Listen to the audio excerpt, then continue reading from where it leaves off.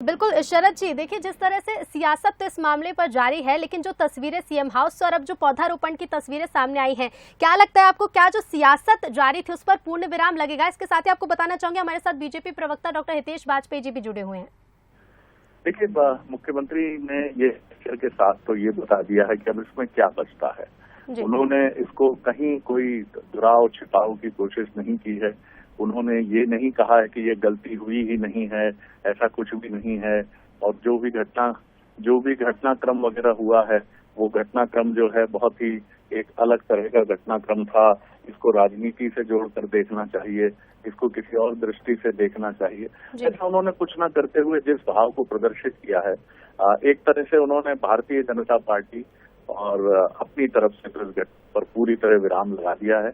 राजनीति है, राजनीति में पूर्ण विराम क्या होता है ये बड़ा प्रश्न है, लेकिन उन्होंने जरूर एक फुल स्टॉप लगा दिया है। जी बिल्कुल। शरद जी, हितेश वाजपेयी क्या कहेंगे इस पर? जी देखिए शरद जी, एक मुझे आपकी बहुत पुरानी बात याद आती है कि शिवराज जी या भाजपा को हम देखें तो नैतिक विषयों को लेकर वे ज्यादा संवेदनशील भी कई बार प्रतीत होते हैं।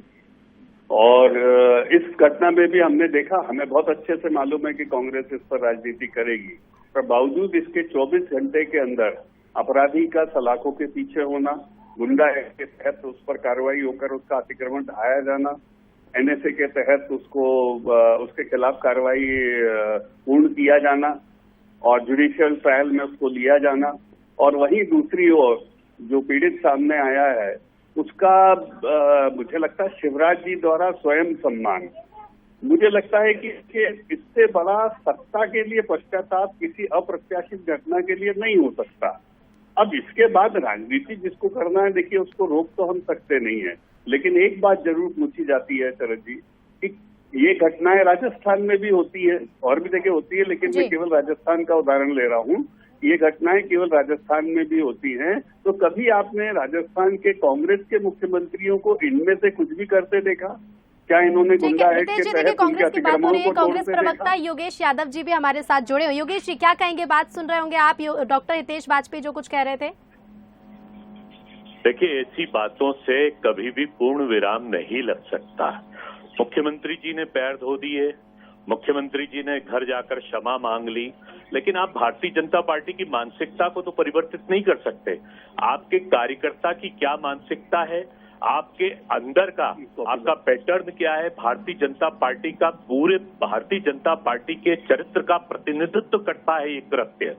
इसका अर्थ यह है कि आपने जाकर माफी मांग ली, पूर्ण विराम हो गया, यह कोई समाधान नहीं है। समाधान तो उस बात का है, आदिवासियों पर अत्याचार सिर्फ यही नहीं कि ये वीडियो वायरल हुआ, इससे पहले अलीराजपुर में क्या हुआ, नेमावर कांड क्या हुआ। तो भारतीय जनता पार्टी के कार्यकर्ताओं का जो मानसिकता है वो संपूर्ण भारतीय जनता पार्टी की मानसिकता का प्रतिनिधित्व है।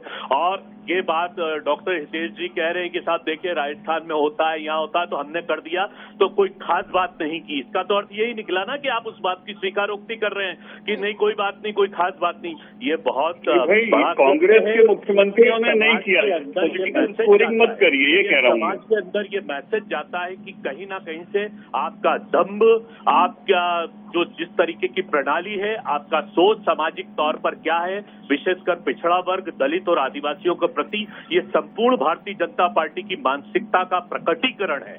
और इसको क्षम्य नहीं इसलिए नहीं कहा जा सकता, इसको क्षम्य अपराध इसलिए नहीं कहा,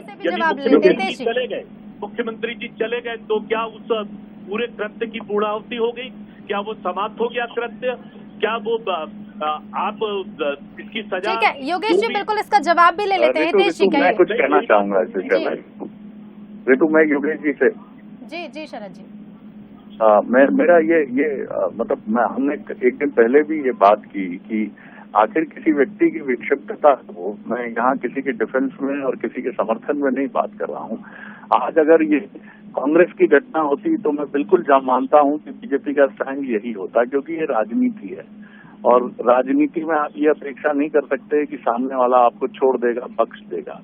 वो उसको राजनीतिक रंग भी देगा। और ये घटना चूंकि एक कथित रूप से एक राजनीतिक दल बीजेपी के कार्यकर्ता की बताई जा रही है, लेकिन शिवराज जी ने एक बड़ी अच्छी टिप्पणी की कि ऐसे विषयों को धर्म की और राजनीतिक दलों से जोड़कर ना देखें। वो व्यक्ति विक्षिप्त है, निश्चित तौर पर विक्षिप्त है। आप जीवन में बहुत सारे अत्याचार की घटनाएं देख सकते हैं, जूते उठाओ, घोड़ी पर ना बैठो कमजोर वर्गों के साथ, लेकिन ये एक मानसिक विकृति है। और निश्चित तौर पर वो जिस तरह से सिगरेट हाथ में लिए हुए और एक दिन बाद भी, गिरफ्तारी के बाद भी वो जिस दम्भ से अकल कर पुलिस स्टेशन जा रहा था, ये बताता है कि वो व्यक्ति मानसिक रोगी है। मुझे लगता है कि ये चीजें हमें देखना चाहिए कि समाज में जो घटनाएं होती हैं उसके लिए समाज भी जिम्मेदार है। समाज में किन परिवारों में इस तरह के विक्षिप्त लोग पलते हैं और क्यों उनके माता पिता उनको प्रश्रय देते हैं, ये एक बड़ी चीज है। तो इसका एक नजरिया ये है जो राजनीति में नहीं देखा जाएगा, लेकिन मैं आप दोनों विद्वत जनों के समक्ष रखता हूँ इस बात को। योगेश जी, देखिए शरद जी, यदि वो विक्षिप्त प्रवृत्ति का व्यक्ति, तो क्या उसको विधायक का इतना संरक्षण है कि विधायक के प्रतिनिधि के रूप में वो कार्य कर रहा है? और आपका प्रश्न विचारणीय है योगेश जी, बिल्कुल विचारणीय। ये बहुत बड़ा प्रश्न है कि आप उसको इतना मान्यता दे रहे हैं कि वो आपका प्रतिनिधित्व कर रहा है। मतलब आपका प्रतिनिधित्व मतलब पूरी भारतीय जनता पार्टी का प्रतिनिधित्व कर रहा है, उसको इतना पूरी भारतीय जनता पार्टी का ये अलग विषय है। जी। और दूसरी बात है, जहां तक मेरा शिवराज सिंह जी पर मेरा तो यही कमेंट्स रहेगा कि आप एक पौधा लगा देते हैं एक दिन में और जंगल ढेरों कटते जा रहे हैं। तो ये तो वही बात हुई कि हमने तो कह दिया था, हमने तो एक पौधा लगा दिया, लेकिन अब लाखों जंगल के पेड़ कटते जा रहे हैं, वो कोई बात माने नहीं रखती। तो ये बात बेमानी है कि आपने पूजन कर लिया, आपने पैर पड़ लिए, आपने क्षमा मांग ली, लेकिन आपने एक प्रणाली को परिवर्तित नहीं किया, आपने एक मानसिकता को परिवर्तित नहीं किया, आपने एक समाज को परिवर्तित नहीं किया। आपको जी, आपने काफी चीजों को बहुत स्पष्ट किया है और मानसिकता को परिवर्तित करना। जी, तो मैं शरद जी फिर ये बात रिपीट करना चाहूंगा। इसके दो हिस्से हैं, एक नैतिक हिस्सा है, एक राजनीतिक हिस्सा है। और नैतिक हिस्से में पूरा काम 100% मुझे लगता है सत्ता प्रमुख होने के नाते, सरकार के प्रमुख होने के नाते, मैं फिर बीजेपी कह रहा हूँ, शिवराज सिंह चौहान जी को ने पूरा काम किया, उनको 10 में से 10 अंक दिए जाना चाहिए।